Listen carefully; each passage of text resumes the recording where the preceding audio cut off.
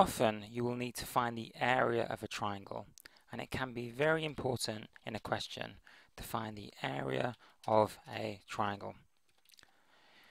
If I was going to cut a long story short to find the area of a triangle, this is what I'd say.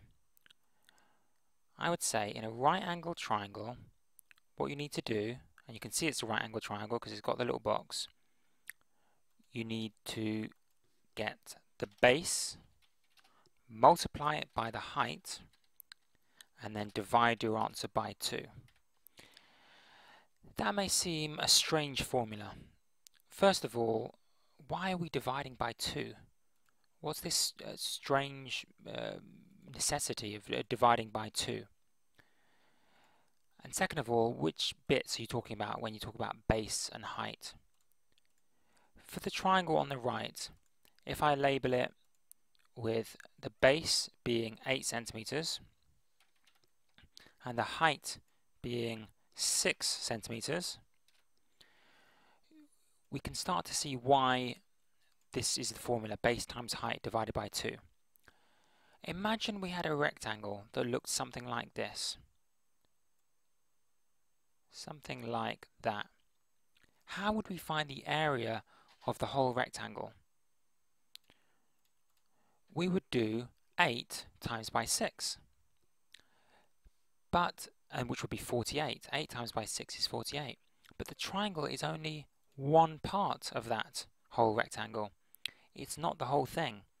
It's half of that rectangle. That's why after you do the base times the height, you then have to divide by 2 to get the area of the triangle.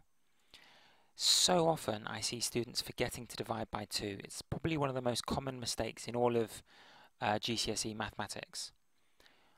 After we do the base times the height, which is 8 times by 6, equaling 48 centimeters squared, we divide it by 2, 48, and then divide by 2 equals 24 centimeters squared. So the area of that triangle is 24 centimeters squared. Let's do one more triangle,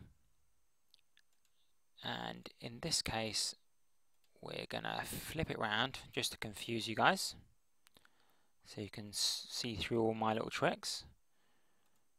There we are, and then we're going to label the two sides 4 and 3 centimeters and 4 centimeters, and it's a right angle triangle because it has that little box in the corner right here. How would we find the area of that triangle? Yes, we would do the base 4. It doesn't actually matter which one you call the base and which one's the height. The point is you multiply the two perpendicular sides, the two sides next to the little box. Not the long side called the hypotenuse, the two sides here and here.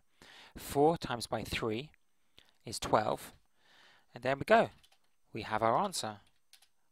But wait, I can hear you shout. We have to divide by 2. Yes, well remembered.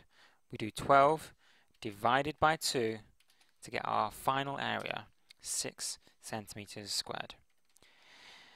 Now it may seem like I'm going on and on about dividing by 2, but honestly it's probably the most common mistake I see in all of GCSE maths. So really try to avoid making that mistake.